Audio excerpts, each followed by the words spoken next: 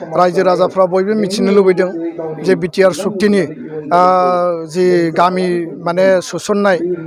boundary कमिसननि खामानिया मा अबस्थायाव दङ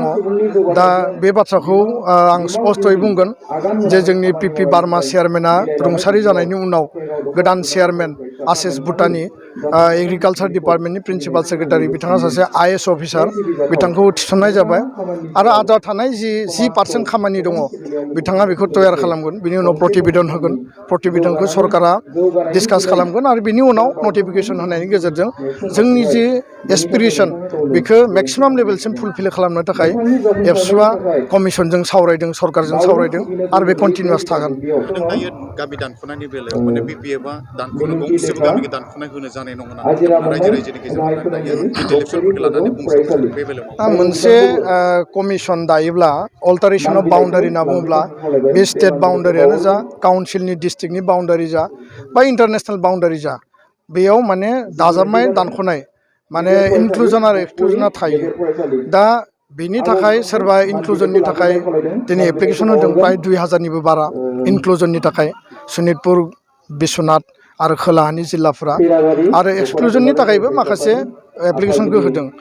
दा जोंनि मेजर डिसिसना जाबाय इनक्लुजन जोंहा सिमा बारायनांगौ एक्सक्लुजना जोंनि डिसिसन नङा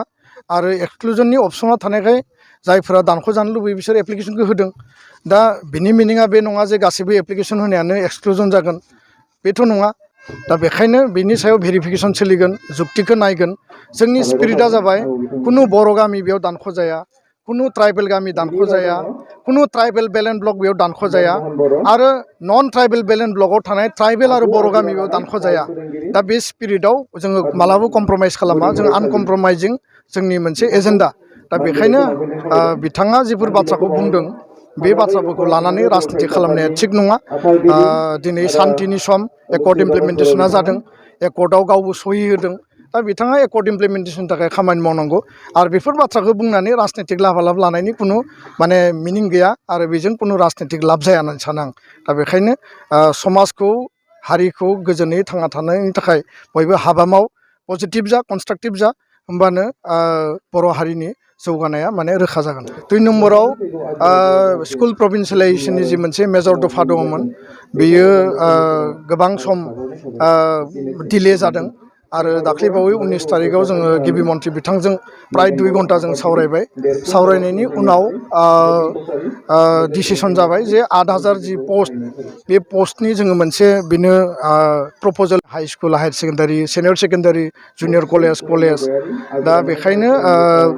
फैबाय थानाय समाव बिथाङा थांखि लाबाय जे गिबि खेबाव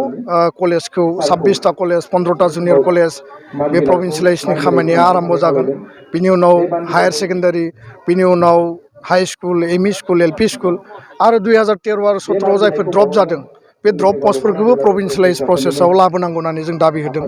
दा बेखायनो जोंनि फोरोंगिरि बिथांमोना गोबाङानो खौरां लाहरदों गोबाङानो फन खालामदों दा बेयाव आङो मिथिहोनो लुबैयो जे जों एसे धैर्य हमबावनांगोन सरकारनि दानि जि थासारि कभिडनि थाखाय आरो गोबां थासारिनि थाखाय बिथांमोना मावग'नो हायाखै आरो